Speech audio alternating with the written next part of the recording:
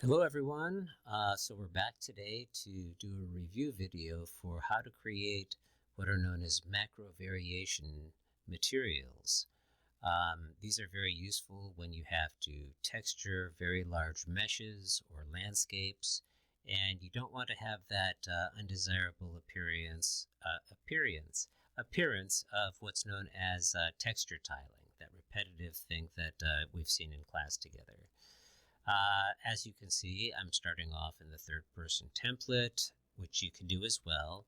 And I'm not even going to bother using this level. I'm going to make a new one. So you can do this along with me if you wish. This should not take very long. So we're going to go to the File menu and choose New Level. And please choose for this exercise the empty level. Okay. Then we're going to hit Create, and we should see nothing. And our world outliner is going to be empty. There's literally nothing there.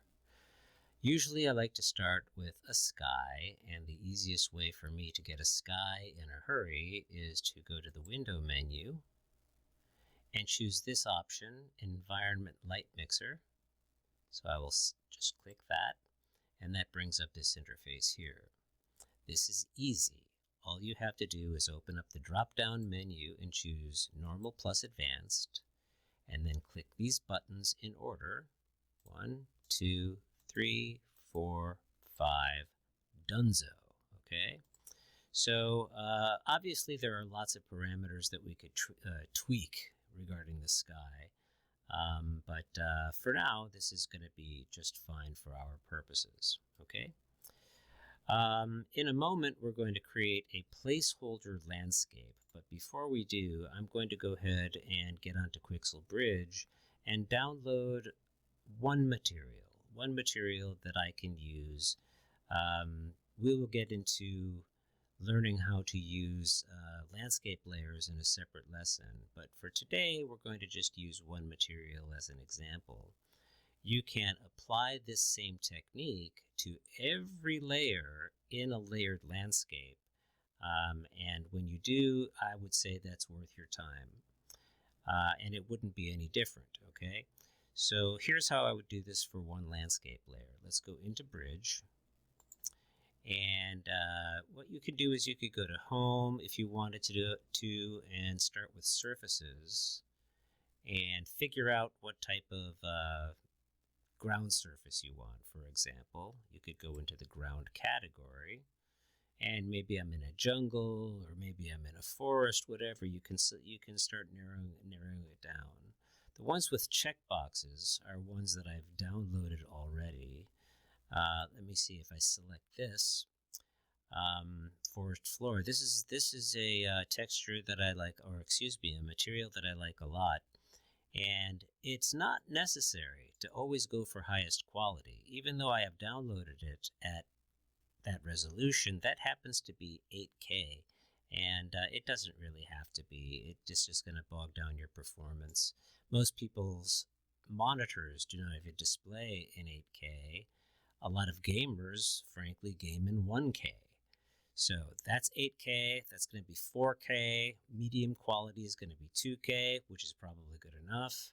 But I'm on a fairly beefy computer right now, so I'm just going to say high quality. And obviously, the lower the quality setting, the smaller the texture actually is, which occupies less space on your hard drive, and also takes up less memory in general. So let's go for medium or high quality, I guess, in this case. I don't need the ultimate 8K everything.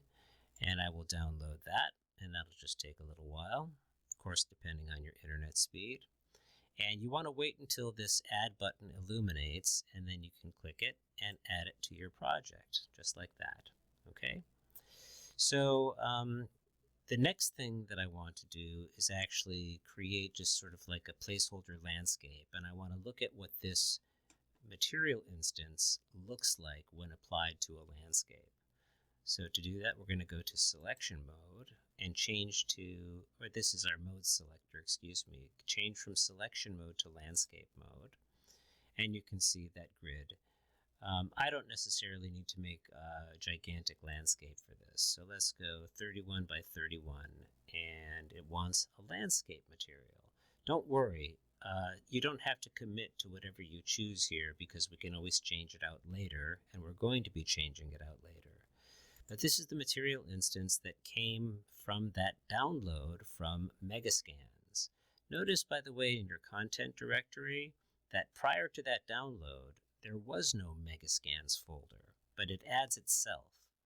Okay, as soon as you download anything from Quixel, it'll go inside this Megascans folder automatically. So if I double click that and I look in surfaces, I will see a folder for the forest floor. If I were to download yet another material, it would have its own folder, and so on. Same with foliage. Later on, if I decide to download some grass or anything like that, it would be in a separate folder called something like 3D plants or something along those lines. It would be separate from this folder, but it would still be inside of the main Megascans folder. So in any case, I'm thinking 4K. So in any case, I'm going to open up this material instance. These are the three textures that it's made from: our diffuse map, our normal map, and our packed ORD map, which uses the RGB channels to store ambient occlusion, roughness, and displacement information. And we're going to use some of that when we make our own material. But anyway, this is the one that came from the download, and I can just drag it into this materials slot when I'm about to create my landscape. Now let's hit create, and this will take a moment, and I'm going to, just to be safe, go to my modes selector and go back into selection mode so I don't accidentally sculpt something or paint something in my landscape. And I hope that you're noticing what I'm noticing. As I look around here, I can see obvious texture tiling, like the same repeating thing, over and over and over again. And that is not desirable, okay? If you were to see this on a landscape in a game, it would be distracting, and we want our landscapes to look great. We don't want them to look just like some default, I don't know. The thing is about this texture, or this shader, is that the textures are fabulous, but the material instance is just not optimized to scramble the appearance of it enough to disguise the tiling. And that's what the macro variation technique is all about. So what I will do is make a new material, but using the same three texture samples that came with this original, and then we will compare this material instance to our own when the time comes. There are a few things, many steps to this, but if you follow along, I think that you're going to be able to achieve the same results that I do. I typically do this inside the same folder as the original material. So I'm in the forest floor directory that lives in the surfaces directory inside the Megascans parent folder. So there are the textures, and I'm going to right click and I'm going to make a new material. And just so that I cannot possibly confuse this for the other one that's in there, I'm going to call this M underscore my, like that, my forest floor, okay? And you can name it really whatever you want, as long as it's a naming convention that you will be able to recognize as being distinct from something else, and know that it's the one that you made.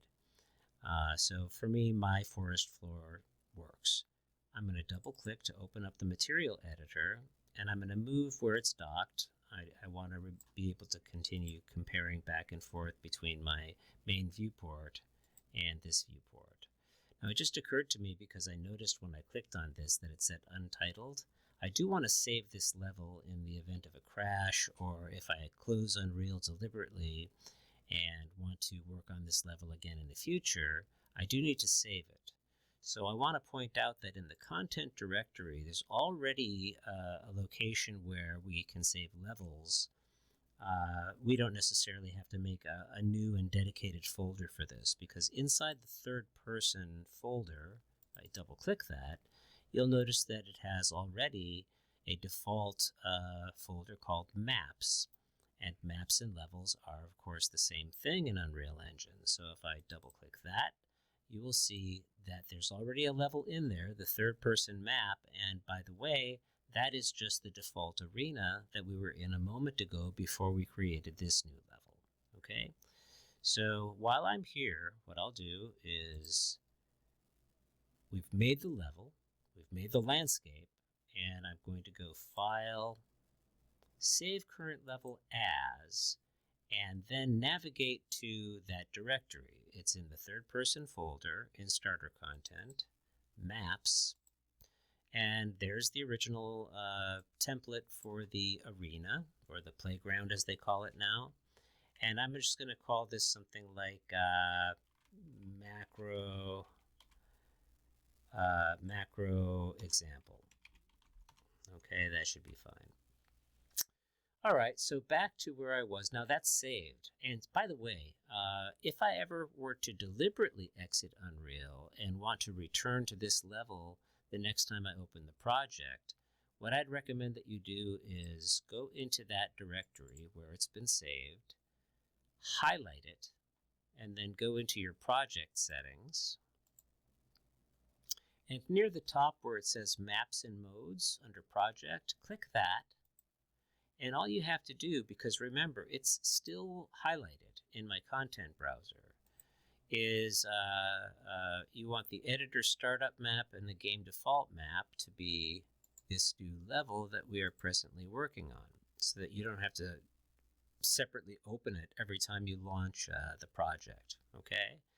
And do make sure that in your selected game mode, that first of all, the game mode stays the same, BP third person game mode, and that the default pawn class remains the BP underscore third person character. That should not change, but just verify that visually, I guess, would be best practice.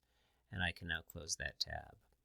So here's where we found ourselves a moment ago. I was looking at the materials and their textures inside this folder, and I made an empty material, and here's that material graph. Preliminarily, what I think I'll do is I'll just take all three of these texture samples, and if it's not clear, I click the first one and then I used Shift click to get all three. I'm going to left click and hold and then hover over this tab and just drop them in there, near the result node, and just loosely arrange them in order, because this is actually not the first thing that we have to attend to. There are a number of things that we're going to have to do way before we actually get to using these textures themselves. So I'm going to zoom out and give myself plenty of room to get started with this. So what I recommend you start with is right click, and you need to get a texture coordinate. So just type COORD and you'll land right on it, texture coordinate, okay?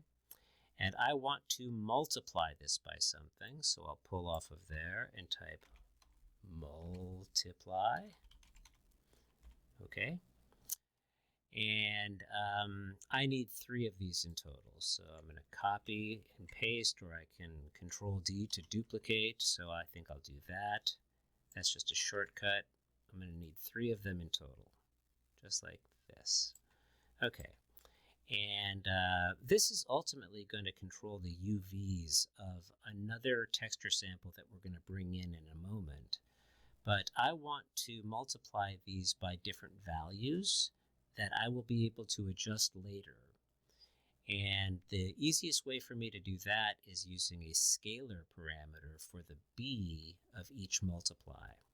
So we'll pull off of B and just type scalar until you find scalar parameter. It'll give you the opportunity to name it at this point, and I recommend being very explicit about what you're naming this, including what the material is that you're trying to create, because we might have several materials that we make in this fashion that will eventually become layers in a master landscape material that has several layers. And I want to be able to distinguish these parameters from one another. So here I will type forest floor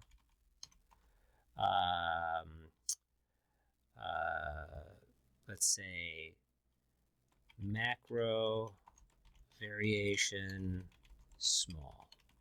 That makes sense to me. I know it's a lot of words, but forest floor macro variation small, that would be a good way to name it. And if you make other materials in the same way, I'd recommend that you do the same thing. Do not copy and paste this node. It has to be a different scalar for each one of these little groups. So I'll pull off of this one, search for scalar. This is going to be named using the same naming convention, forest floor, except it's going to be medium macro variation. I want to spell it correctly, of course. Forest floor medium macro variation. And then finally, get another scalar, like so. And I'll call it forest floor large. Or what did I say? Macro variation. Yeah, I think I want to rename. Which do you like more? Macro variation small, or should it say small macro variation? I think I should name these according to the first one. So I'll do macro variation large, and then I'll rename the one in the middle. Macro variation large. Check my spelling. That looks okay. And just for consistency, because otherwise it's going to drive me crazy, I'm going to rename this one. And we'll just Control X, eliminate that extra space, and then I will paste in medium there so that we've renamed this so that they all follow the exact same pattern, the same naming convention. So now what we're going to need is another texture sample that is not yet in the graph. To get the texture sample, please use the keyboard shortcut. Hold down the letter T and left-click your mouse, and you will get a texture sample.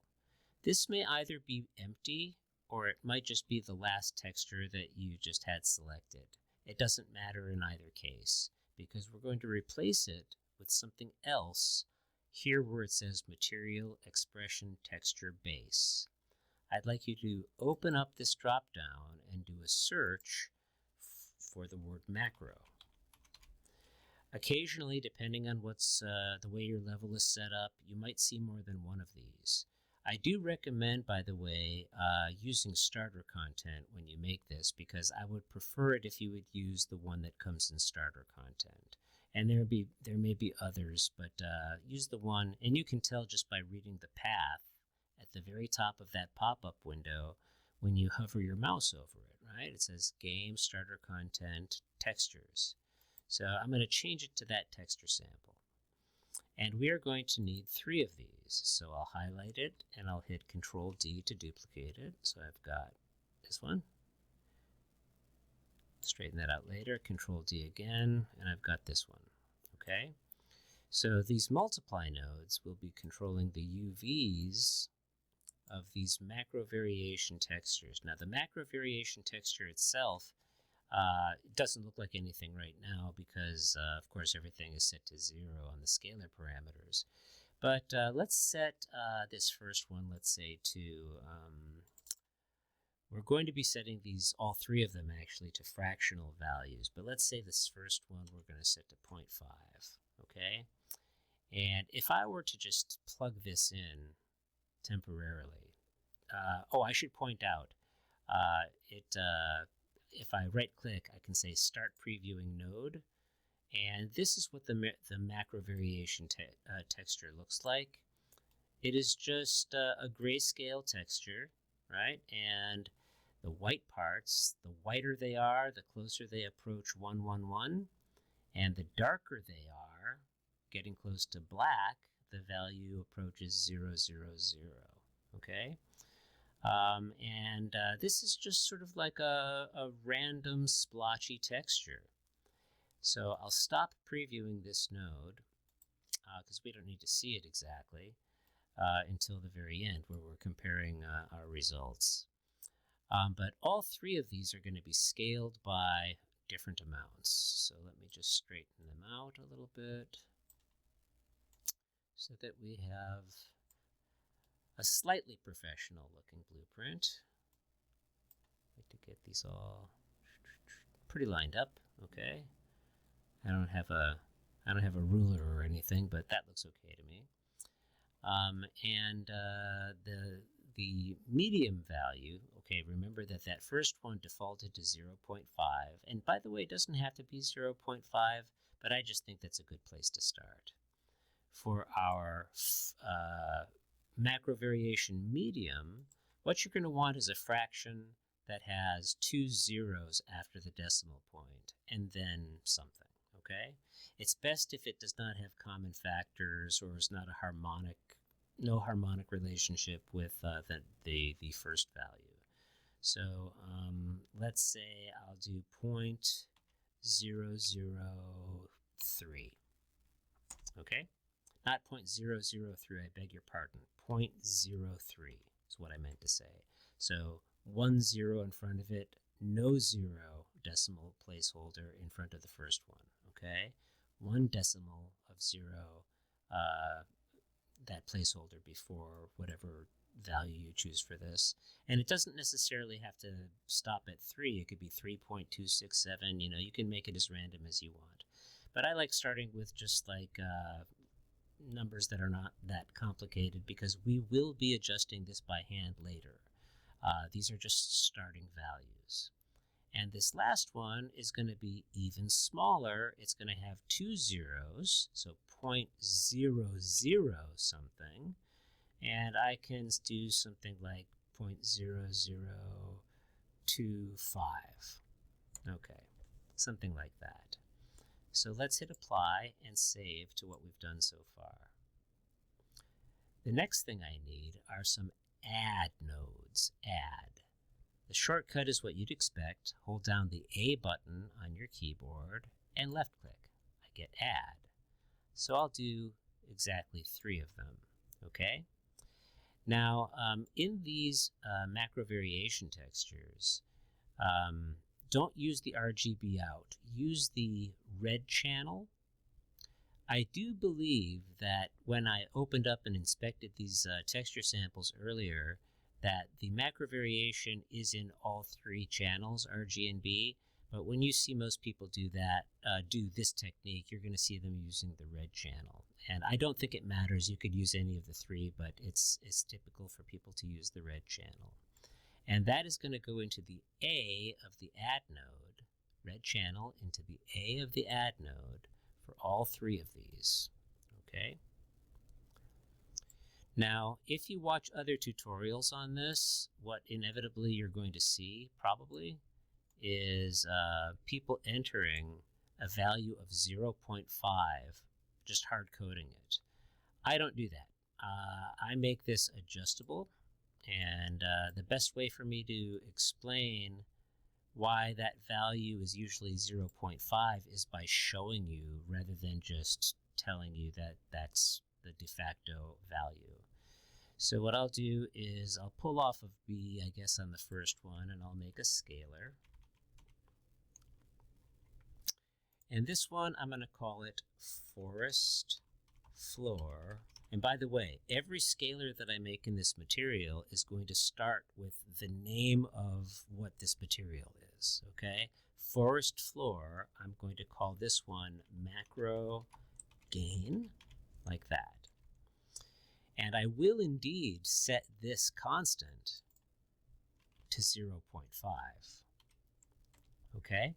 And I will feed that into the B pin of each of these add nodes, just like we see here, okay? That is currently equivalent to just having hard-coded it, but later I want to show you the effect of adjusting this once we have the rest of our landscape built. We'll put that back to a sphere. Okay, now what we need to do is we need to do some multiplication. So we need 2 more multiply nodes. So I'll hold down M and click here, hold down M and click here so that there are 2 of them. Get them kind of lined up. So here's how the hookup goes. We're going to take the sum of the bottom add node and connect that to B of this multiply. We're going to take this output from this add node and plug it into the A of this multiply. And then the output of this multiply will go into the B of this multiply. And then the sum of this add node will go to the A of this multiply. Okay, so this is our initial setup that you want to try to reproduce. You don't have to use precisely the same default values as I did here, but they would be just fine. And maybe I recommend that maybe you should, because like I say, we'll be adjusting them later and seeing how they affect the appearance of our landscape. But these are pretty good starting values. Okay? Now that we have this, what I want to do is I want to make a contrast control. And the contrast is going to be by basically lerping just a gray color, and using the output of this multiply node to drive the alpha of the lerp. So let's start with making the color. Okay, so we'll need a vector 3 for that. So I'll hold down 3 on the keyboard, and I will left click. Now remember, 0, 0, 0 is black. 1, 1, 1, which I can show you. 1, that's red. Now I'm adding green to it, so if I put a 1 there, we get whatever that makes. And then, you know I'm colorblind, I tell you that in practically every video. But if it's all 1s, it's going to make white. So I bet you can predict what would make gray. Okay, that's going to be 0.5 and 0.5 and 0.5. Okay? But I also want to be able to control this. So I'm going to pull off of the RGB pin. This is a vector 3, so I'm going to multiply it. Get a multiply. And I'm going to make yet another scalar, which I'm going to call forest floor contrast. And you'll see what this accomplishes for us. Now, the default value being 0 is not okay, because if I multiply this value, regardless of what it is, by 0, well, then the output is going to be 0.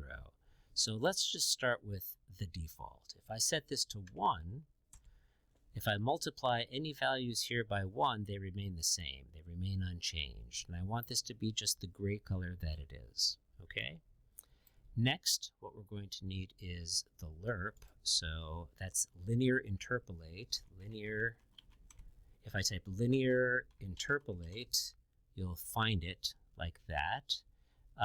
Likewise, I could just type lerp, okay, and that's shorthand for linear interpolate, and I'll get one of those.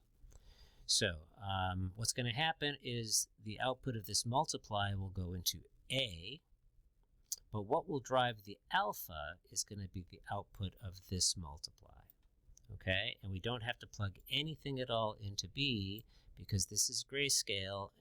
Ultimately, I'm sorry, the macro textures are grayscale, and they just range from 0 to 1 anyway, so that ought to be a 1, okay? Okay, so far so good. Now we're going to start working with the texture sample, especially the albedo, okay? What I want to do with this is I want to pull off the RGB and choose multiply. And in this case, I don't like the fact that it's going into the A pin because I don't want my wires to cross. So here's a cool thing that you can know how to do is just hold down Control or Command if you're on a Mac and left click and just drop it where you want it. Okay, this works for most connections in Blueprint editor graphs and other types of graphs. So the output of this lerp is going to feed the A of the multiply, okay? And now we're getting close because this can then feed base color, and finally we're going to see something on our little preview window there, okay? Now I'm not going to multiply the normal map or the ORD map by this value because these are not meant to be adjusted with a contrast control, okay? And I don't want to make the normal necessarily more intense or less intense than it is. I can always add that later if I need to, and the same thing with the ORD map. So what I can do at this point is just sort of line these three up, and I'll plug the RGB out of the normal map into the normal input on the result node. And then what we can do here is we can think of RGB as ORD. O is ambient occlusion, which is right here. RGB ORD. So R is roughness. And D, displacement, that's used for tessellation. And that is something that we're going to learn about in a different lesson. So we're just going to leave that sort of like dangling for now and not connect it to anything. I also like to be able to control the specular of my materials, especially my landscape materials. So I'm going to make a scalar value for that, scalar parameter. By the way, if that's unpopulated, it defaults to 0.5, and it tends to make your landscape a little bit shiny. So I'm going to call this forest floor specular, and that's going to be an adjustable parameter. And I'm just going to leave that at a default value of 0 because usually that's what I want anyway, okay? I want a value of 0 because I don't like my landscape to be shiny, or at least not a layer like this that's like a forest floor. Okay, now the very last step, and I'm going to do just a quick save all because I'd sure hate to lose all this progress. The last thing is to control the UVs here. So for that, I need a texture coordinate. Again, just type coord, and that'll get you there. And I want to multiply this by something. So we'll use another multiply. And I'm going to use yet another scalar. And I'm going to call this one forest floor main UVs. And I'm going to set a default value. I guess 0, of course, would not work, okay? But if you were to set this to 1, then you would get the default texture scale. But I'm going to set this as a default to 0.25. And remember, all of these are going to be adjustable later. Now, when you watch other tutorials on this, most of the time what you'll see is that people will only connect this to the albedo texture, and then they don't bother connecting it to the other two. And I don't know why they don't, because if I were me, and I am, I would want my normal map and my ORD map to align with my albedo texture. Because after all, this is a version of the same photograph that this is, but converted into a normal map. And this determines how light interacts. Both of these in a certain way determine how light interacts with the main texture. And if they have different values for their UVs, then it's just not going to line up. It's not going to match. So if there's any reason that I'm unaware of not to do this, I'm going to continue doing it, okay? If you happen to know a reason why that's not ever done in other people's tutorials, I'm happy to be wrong, and I would love to not be wrong. So please do let me know if you are aware of anything that makes it a good reason, makes this not the right thing to do. I think it is the right thing to do, to scale the UVs of all three of these exactly the same, okay? So this is it, okay? So this is the entire material, and I can hit apply and save. And even though I haven't adjusted the scalars yet very carefully, I bet it's already a big improvement over what we have here. So I'm still in selection mode, which allows me to select the landscape either by clicking it in the landscape in the world outliner or just by clicking it here. Now down in my content browser, I've got this material instance in this case, and that is applied to, this is what came from Quixel right out of the box, okay? That's the texture. But if I take m underscore my forest floor, I used exactly the same three textures, exactly the same three. But let's see what the difference looks like. I'll use mine instead. Hey now, that's a lot closer to something that I can support, okay? It's still not perfect, but it's a lot better than the, if I look off in the distance and I really try hard, yeah, I can kind of see still a little bit of tiling, but we can improve upon that, okay? Let's also check from the player's point of view. Do I have a player start in there? No, so let me just plop one in and make sure that it's snapped to the ground. And I'll walk around a little bit. We'll let the shaders compile. And looking at this right now, it's a little glitchy because I've got my screen recorder on, so I'm going to go to one level down in terms of my quality and see if that helps. We're going to be naniting this landscape in a little while, so you know what, to hell with it. I'm going back to cinematic, and we're going to just deal with it until we can't stand it anymore. All right, this looks pretty good, but it's still maybe not perfect. Now, I could adjust any of my scalar parameters in real time and see those changes as I make them right on this landscape. And the secret to that is after you have made a master material, to create what's called a material instance, which frankly, the one that came with this Quixel download, see how it starts with mi underscore, okay? That tells me that's a material instance. If I were to open that up and scroll down far enough, you can find the parent material, okay? And this is how they put together their parent material, and some of these you can even get inside of other nodes, and they have some other math going on, but ultimately I don't think it works as well as what we did.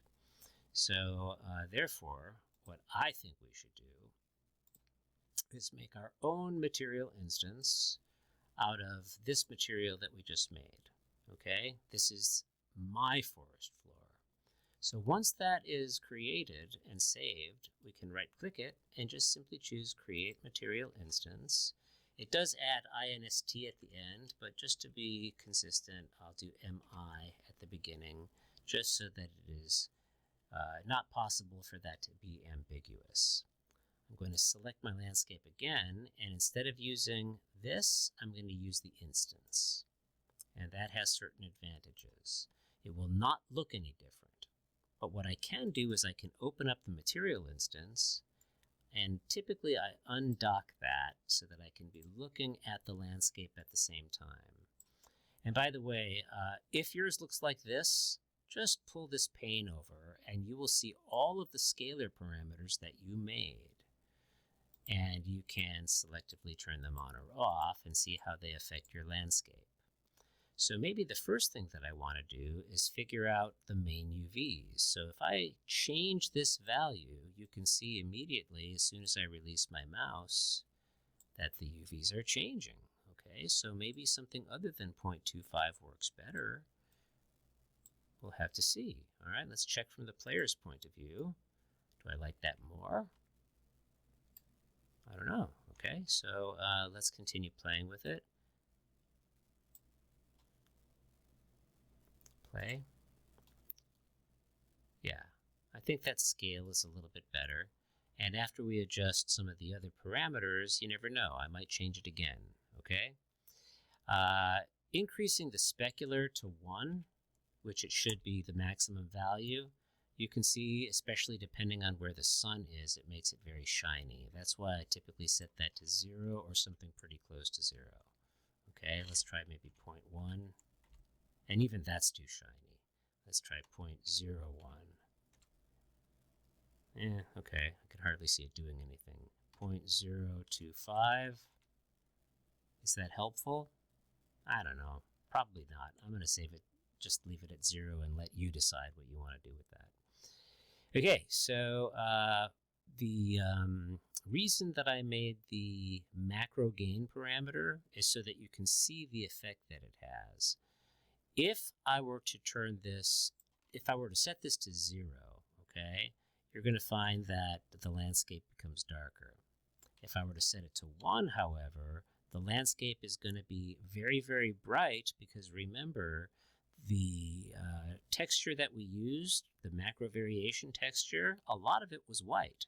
So that's going to get whiter and whiter the higher I set this value, okay? So still, however, we have a way of balancing this using our contrast control. So if I increase the contrast, it can redarken the landscape.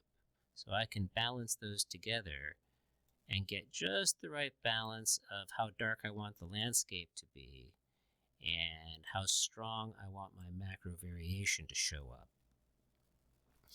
Okay, so the next thing to do is to set the macro variation tiling, the UVs in other words. Okay, so if I pull this over, you'll still see that, okay, macro variation, small, medium, and large. The one that's probably going to make the biggest difference is this one. So let me just play around with that. And, you know, I've said it before, I've got a problem that I still have to resolve with my monitor. It goes black, just shuts itself off every few minutes, and I've got to wait for it to come back. Actually, I'm going to reset to the default, the macro gain and everything, and put that back. So we're going to check out what happens if I set this to different values. Now this is the one, the large one, will have 2 zeros, and then I'll try 2, 3, 1, just at random, okay? And let's do the macro variation medium, let's say 0.0231. Oh, I repeated myself. Not 231, let's try 1354. Okay, and on the macro variation small, let's try 0.2. Okay, and the main UVs we can readjust if necessary and turn up the macro gain, or maybe turn it down. Hold on a second. I think the lower the number, it's possibly true that the blotches will stand out better if this is in fact a lower number. I want you to be able to see this as well as possible. So when I change these values, let me zoom out. That might make it easier to see. Okay, I can still see the tiling. And let's see, we're going to go the main UVs we've already adjusted. Let's go 0.235 here. Macro variation medium, we'll do 0.043. And the macro variation large went into the negatives, and it really shouldn't. It should be into the double zeros. Okay. And the contrast, I'm going to reset that to 0.5, which is its default. Okay, so now that's starting to stand out a little bit. And let's see if I can bring out those splotches a little bit, make them easier to see. Okay. Now that they're easier to see, the thing is, because I increased the macro gain, I might have to offset that by darkening the landscape contrast, just to offset that. And also my lighting will play a role. So now that we can see this, we're going to see these adjustments even more. So we're going to go back to the large, 0.00247. Okay, now we can really see the macro variation, which is now superimposed on top of this basic texture, breaks up the texture tiling at the largest UV size, okay? And that's because this is a smaller number. Remember, the smaller the number for UVs, the more times it's, the fewer times it's going to tile. So that makes it seem bigger. So I can adjust this for any of these values according to my artistic preferences. Okay? And let's try 0.0154. I'm just making up numbers. I guess I didn't type that in for some reason, but you can see something like with a single zero in front of it. And then the small variation, we might have to zoom in a little bit to really see.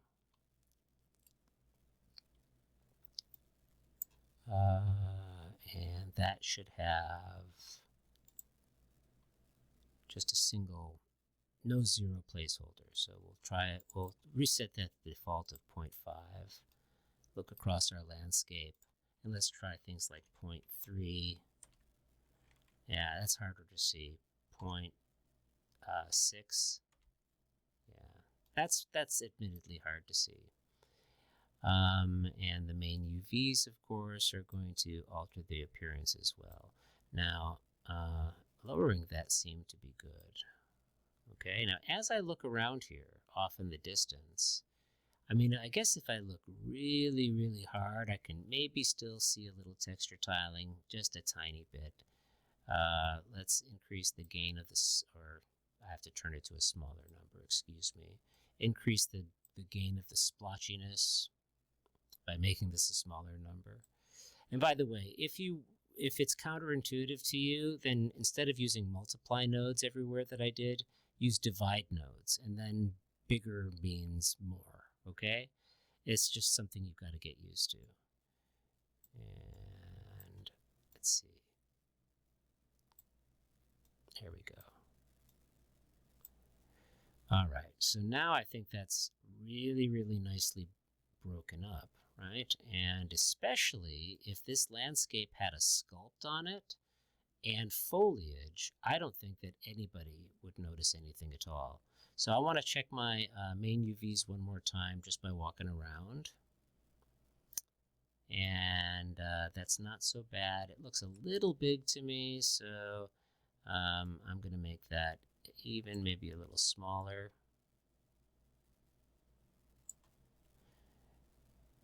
And if that necessitates going back and adjusting the other parameters, that's okay with me, okay? So I like the way this looks. I'm going to save my material instance, and I can always reopen it and go back and make adjustments. But I think what I'd like to do now is just to let you see one more time the difference that this has made overall, okay? This is the material that we just made with the same three textures compared to the one that came with the download from Quixel. Is there any comparison? And it's not the fault of the textures. The textures are wonderful, okay? But I think that we have achieved a far better result, right? That is definitely a material that I can get behind and use. So let me remember where my player start is and zoom out a bit. Put that roughly in the middle of the screen because I'm going to do just a very lazy sculpt around this just to show you how, a little bit of sculpting helps to conceal texture tiling as well. Not to mention the fact that when we put this into the context of a layered landscape material, we're going to be painting things like snow and rock and other materials over the top of one another. And they will also be constructed the same way, but their macro variations are going to be different scales, and their UVs are going to be different scales, and that's going to break up the texture tiling even more. So we'll get a little sculpt on here. Let's go into landscape mode, and I'll set up, I guess the tool strength is okay with me. The brush size, maybe I'll turn that just down a little bit. And the fall off, I'll turn all the way up so that they have rounded peaks. And I'll just do a little bit of very lazy sculpting.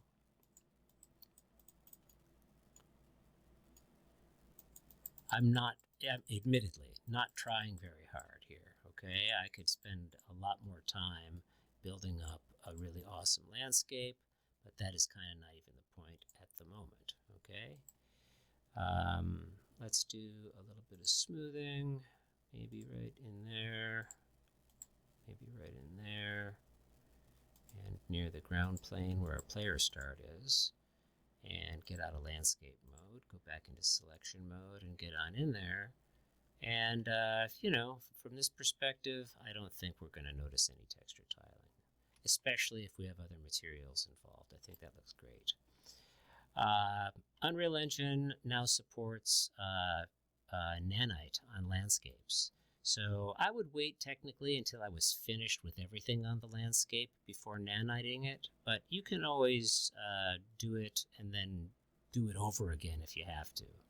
So I'll select landscape for now, and I'm going to scroll down until I see this enable nanite boolean, and I'll set it to true. Click build data.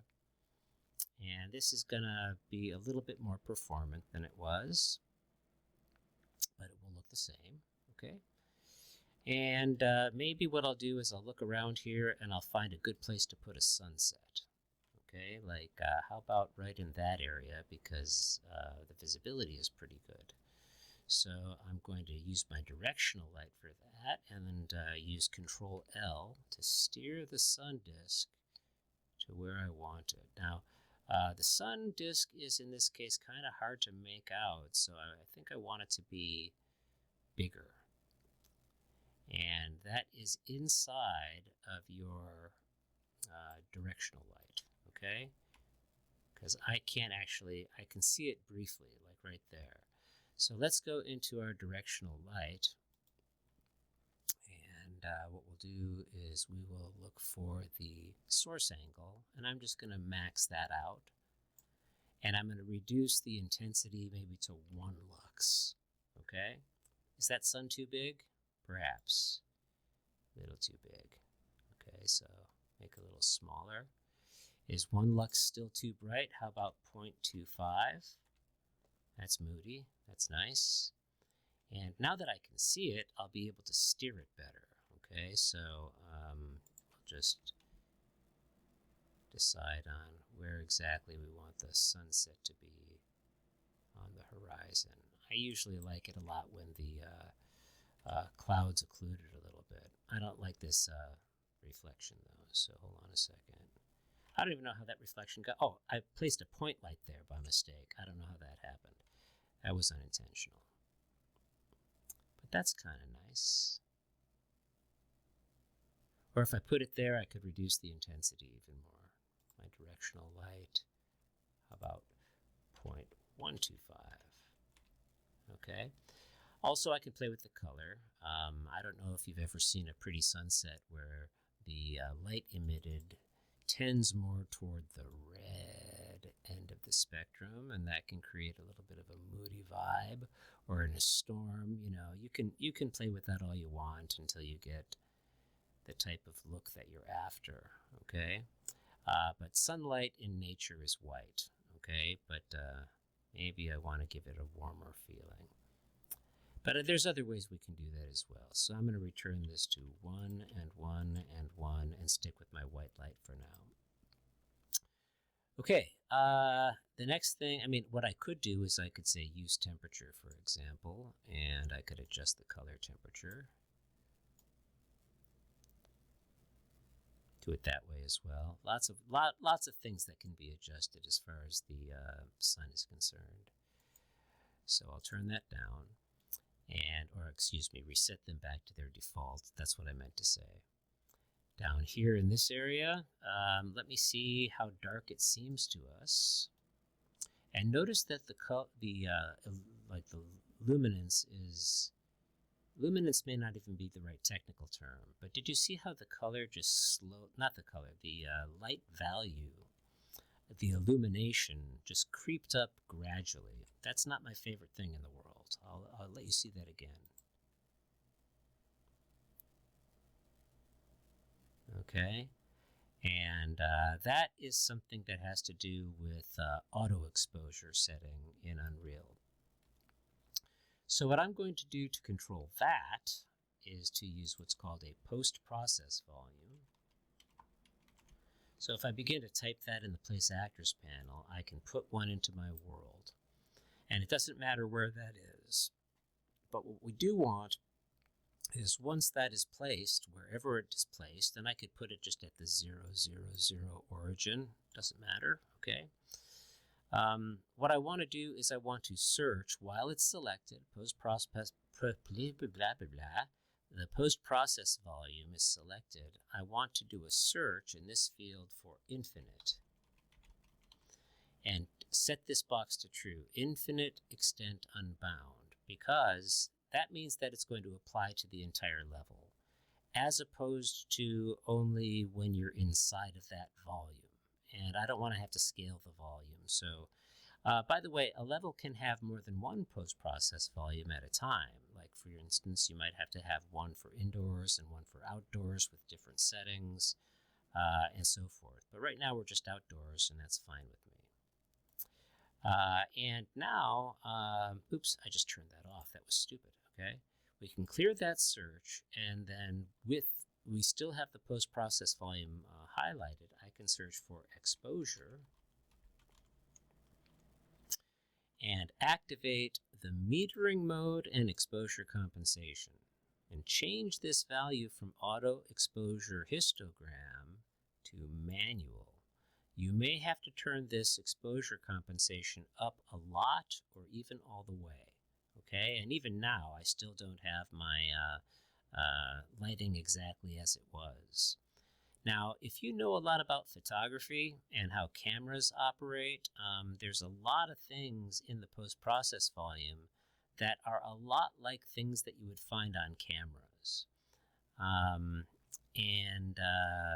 Some of those things are things that we can adjust on the camera itself, but you can see things like shutter speed and ISO and so forth. Let's see how the shutter speed affects this. Darker as it gets larger value, or we can open it up and let more light in. Okay, so that can affect things. ISO is artificial gain on the light. Generally speaking, I don't like to turn that up too much.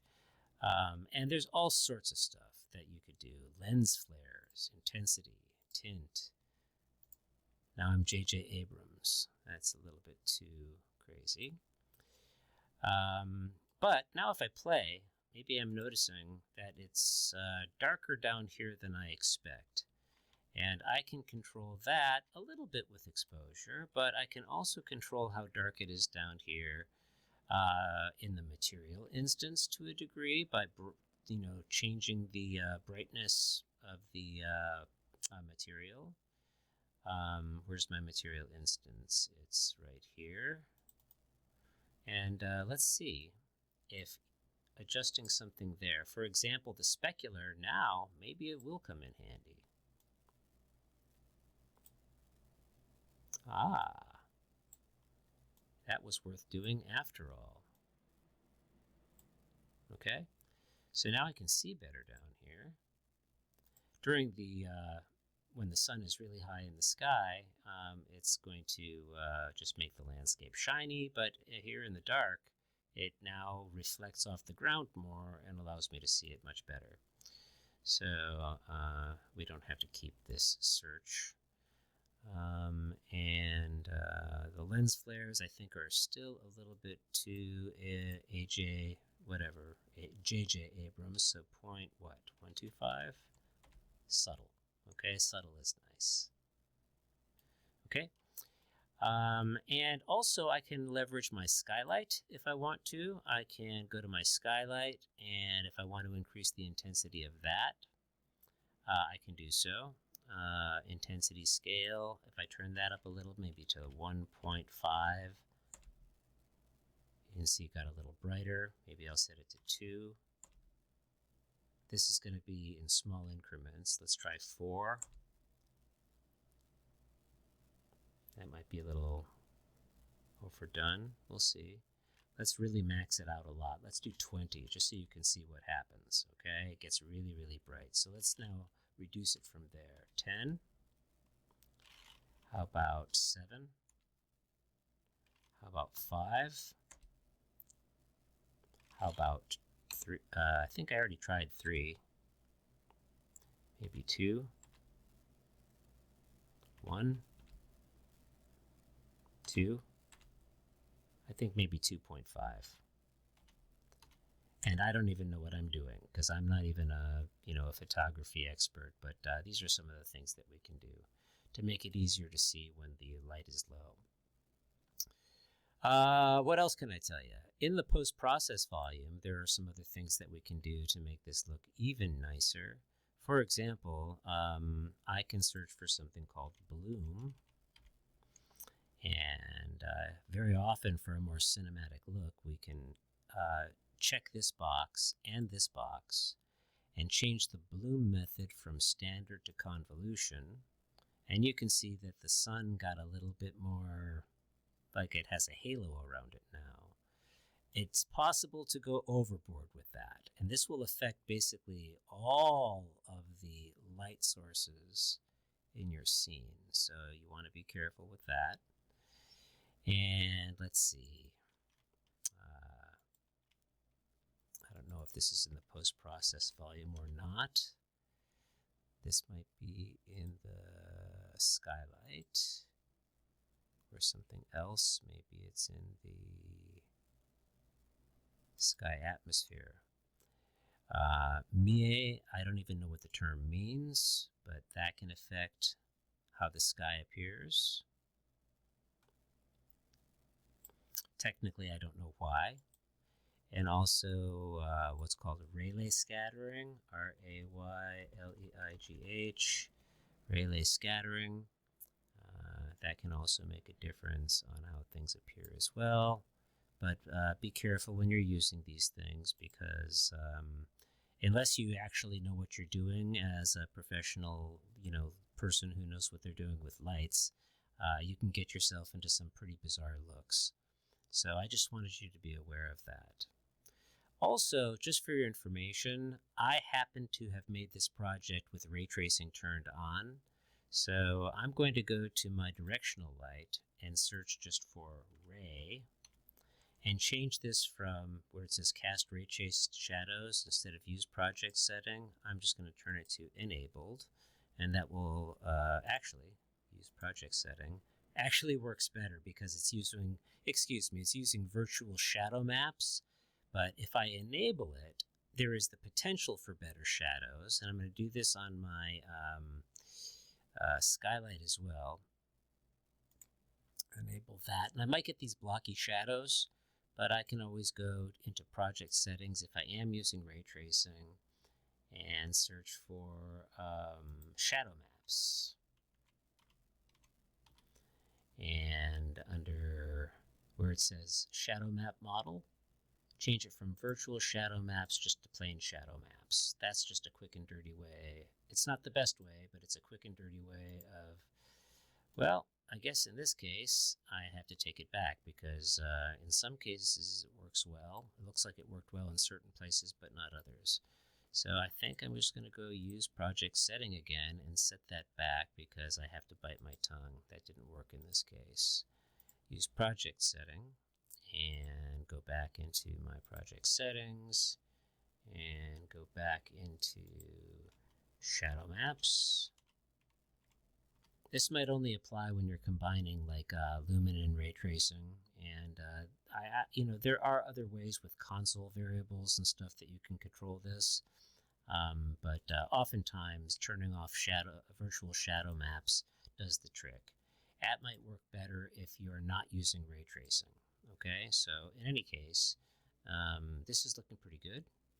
The landscape is nanited, and indeed, it is performing better than it was, despite the fact that I think I left everything set to cinematic here. Yep, cinematic.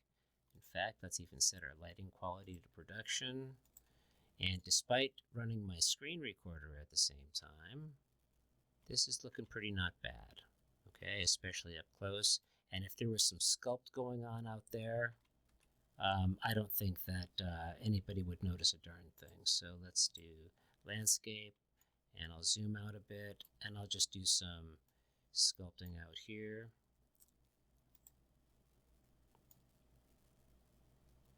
So, oops, that was overdone. Maybe out to the horizon.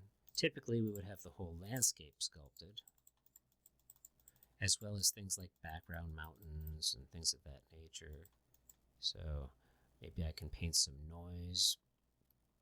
Let's look at the noise tool, which I always seem to have a hard time finding. And I'll make my brush size smaller. Brush size, there we go. Just to give this, make me able to control it a little bit better. I'm going to audition the noise scale right here just by plopping down some noise. Undo.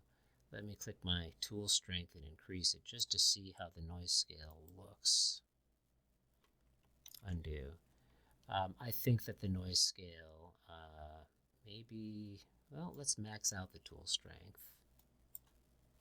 Let's see if I can see what it's doing. Yeah, the noise scale is too big, so I'll reduce that by a lot. And even more, I just want to put some, like, not brush size, excuse me, I want to put some just like a little bit of micro detail into here. Reduce my brush size even more, especially in areas, oops, now my tool strength is way too big. Okay, just so that I don't have perfectly flat terrain. That can also help break up tiling. Just have some randomness. Okay, that was overdone. So undo, undo, undo, undo. And let's just have this be additive right now so I can fix this little place right there.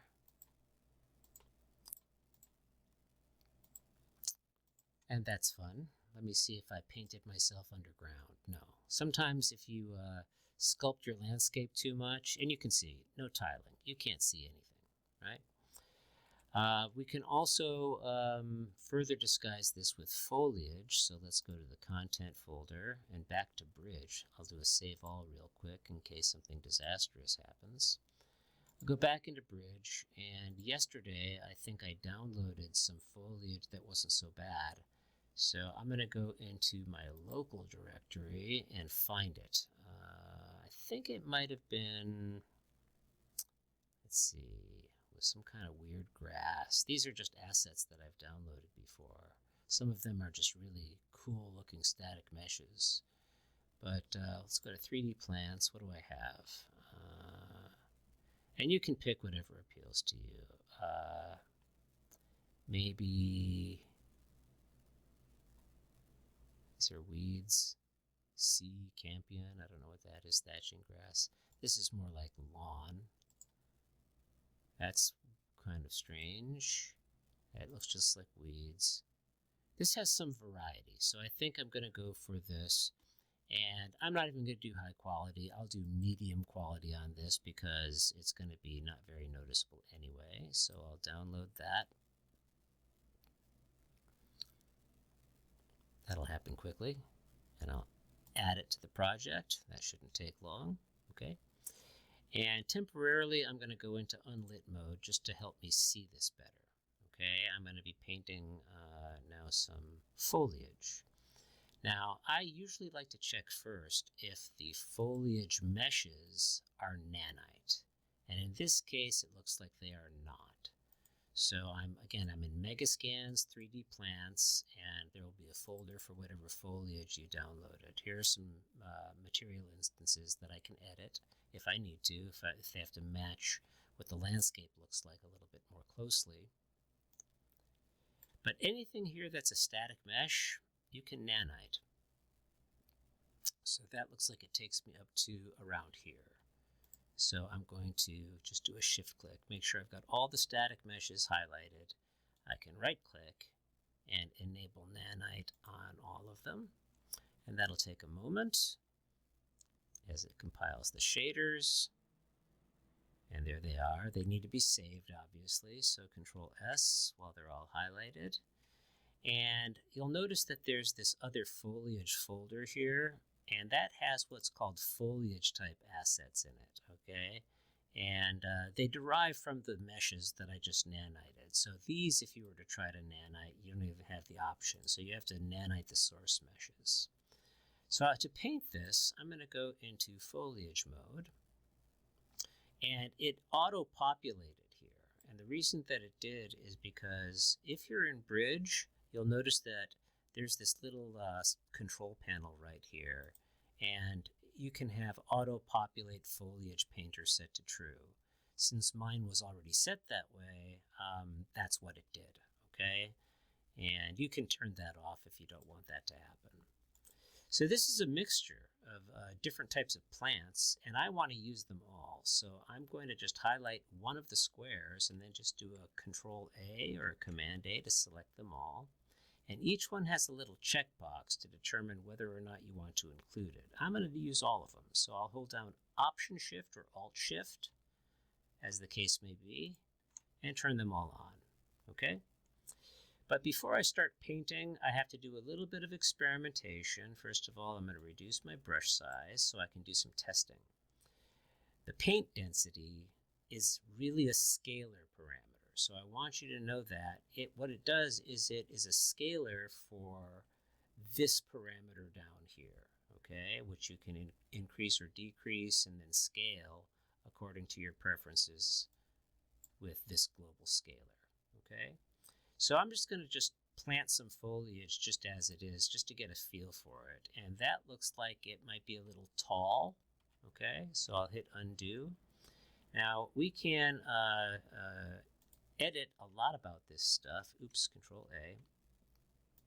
For example, I can scroll down and I can change the density if I want.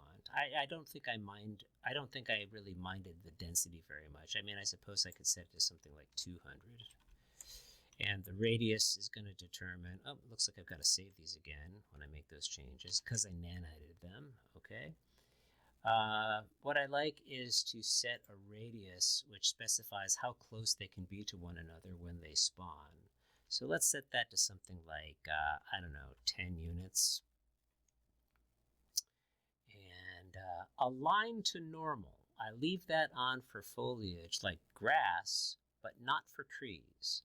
Because when I'm planting grass, grass could grow up on these slopes and it will be facing the direction of the normal, okay, which is perpendicular to the surface.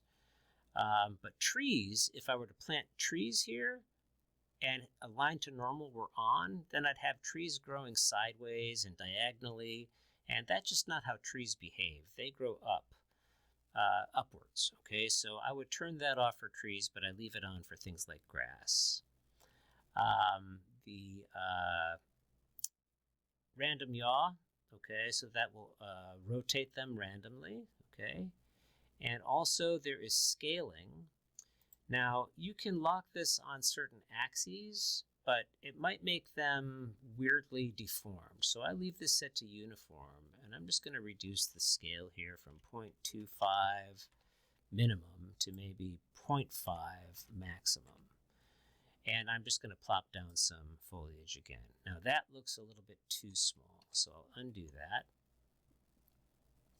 And I'll go 0.5 to 0.7 maybe. Do another test.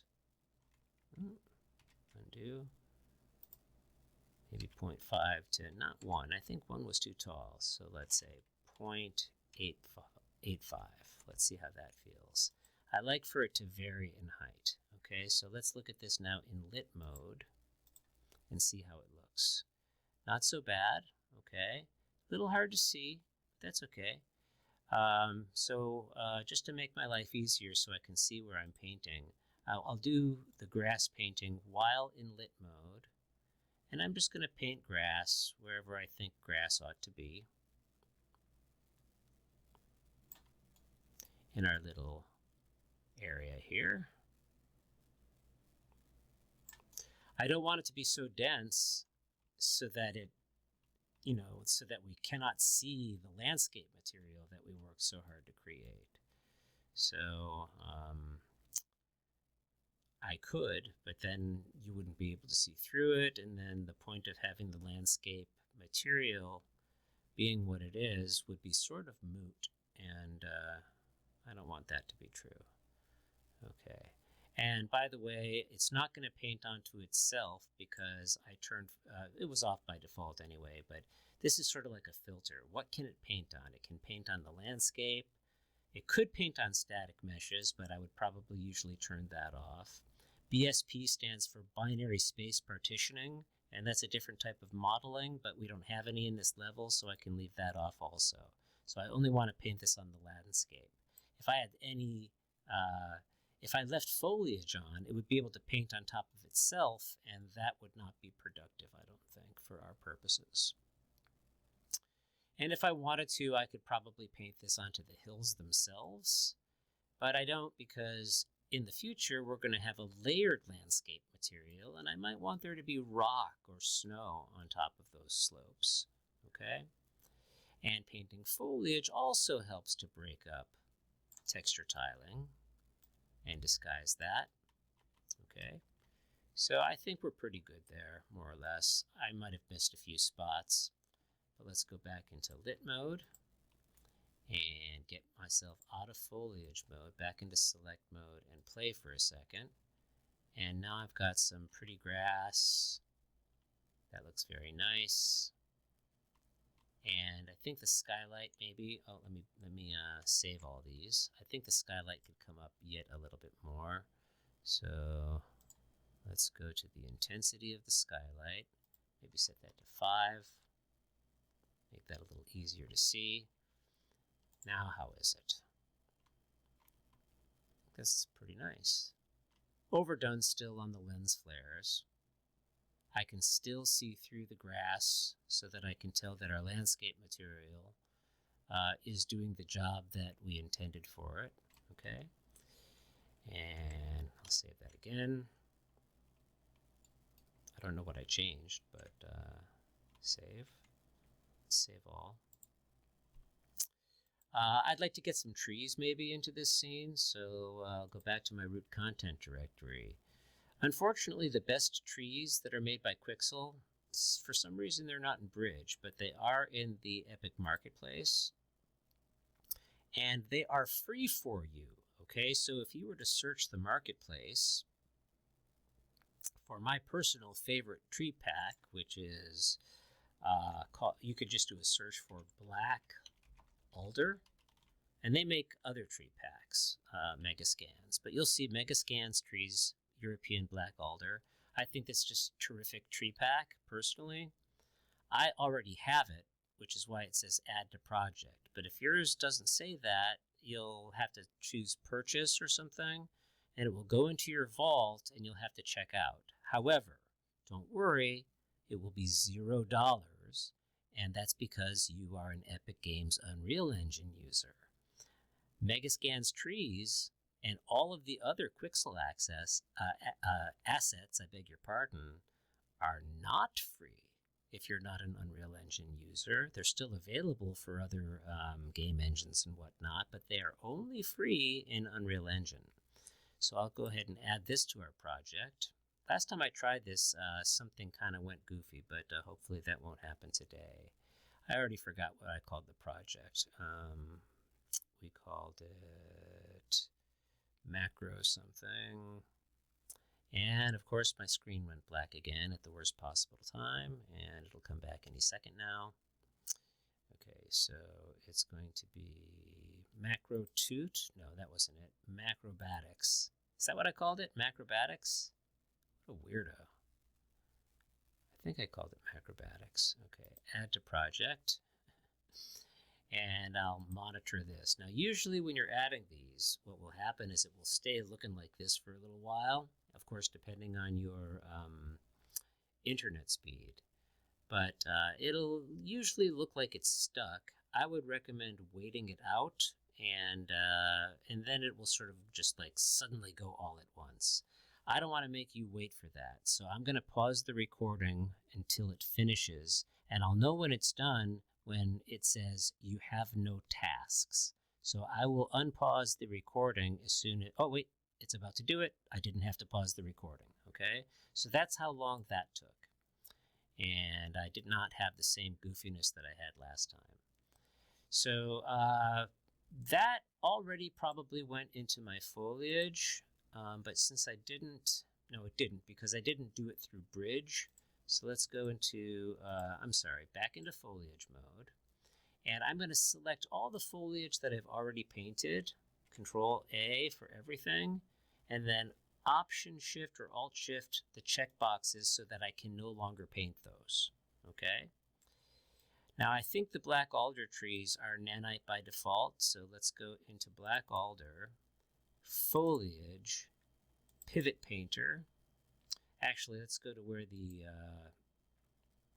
original meshes are. They're in geometry, pivot painter, static mesh, right click, nanite. Yeah, they're already nanited. So what I'm going to recommend that you do is go into the foliage directory under pivot painter. You don't have to use every one of them, okay? You can just use the ones that look interesting to you. So I can hold down like the control key or the command key. I want to say tree because my brain is looking at trees. And just pick the ones that you think are the most interesting. Some of these just look like weeds to me. So I guess that one's okay. And once I know what I want, I can just drag them as a group into the foliage area and drop them in there. And they're going to compile shaders. And I can tell which ones are which because the ones that have many thousands of instances are these little other grassy things that I planted. So these are the trees that I just added because there's 0 instances of them. So I can highlight them all and Option Shift. And this time I'm going to turn off Align to Normal. And also I think that the density is going to have to be turned way, way down, okay? Another thing I'm going to do is enable collision, set this to block all, because I want to be able to walk through the grass, but I don't want to be able to walk through a tree. So it was set to, I think, no collision for the grass by default, but I do want block all for things like trees, okay?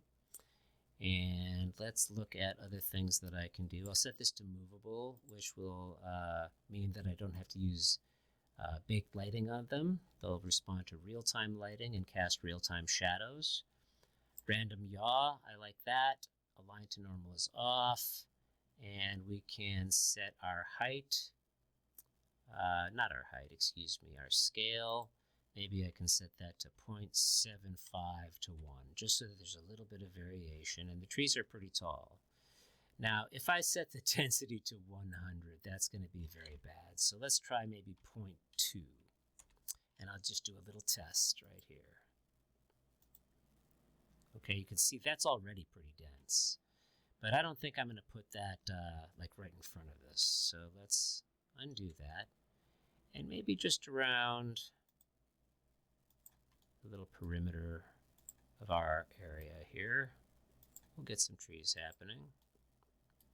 This is at a 0.2 density, and I can paint the trees. Maybe I could increase that a little bit more, 0.25, and I can increase my brush size a little bit too, I think,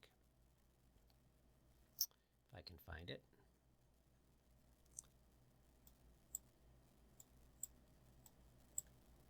Where is it? Oh, there it is. Just a little bit bigger so I don't have to click so often. And it's randomizing their height and their rotation, but they're growing in an upwards direction, and they're not aligning to the normal of slopes, because that would be very weird looking most of the time for trees. I'm not saying, I will never say never, but usually I don't want my trees behaving in that way. We can even have some off in the distance for some depth of field, and that looks pretty cool. I think I might need to move my sun a little bit now, or maybe just erase. Can I erase that tree? It's a little bit in the way.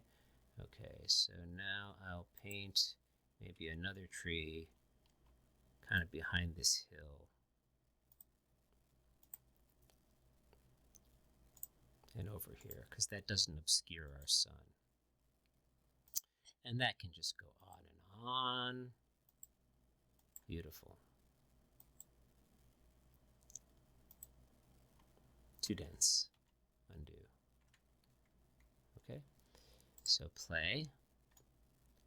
And look at this loveliness that we just made. Okay? So I'm pretty happy with this. Of course, we could tweak it further, but I think this is enough for one session. It's already been almost an hour and a half, and I think we did rather well. So notice that the grass still looks plenty good, but that's 2K. And you know what? Most gamers don't even play at 2K. So 2K, I wouldn't worry about it. This is just like medium quality. Might even be low quality. I forgot what I used. But, the trees are nanite. The landscape is nanite. The foliage is nanite. And I'm also running a screen recorder with ray tracing on, by the way, and getting good smooth frame rate. Okay, so the performance is good. And now this is going to be something that you're going to want to know how to do, because upcoming we're going to have a project that's going to be like an outdoor sort of like spooky night scene in a graveyard environment where there's going to be crypts and zombies spawning that are going to try to get you. And I want you to know how to make a really beautiful and convincing looking outdoor landscape, whether it's day or sunset or night. I'll do a separate lesson on how to create a true night sky that has stars and a moon in it. But right now, because the reason that it's so dark is due to how low the sun is on the horizon, and also because of the skylight settings that I've got and the exposure settings that I've got. So I'll save all one last time, click Save Selected, and I can quit Unreal Engine and say goodnight to you all. All right, so I hope this helped, and I hope you'll try it. I'll see you next time. Bye-bye.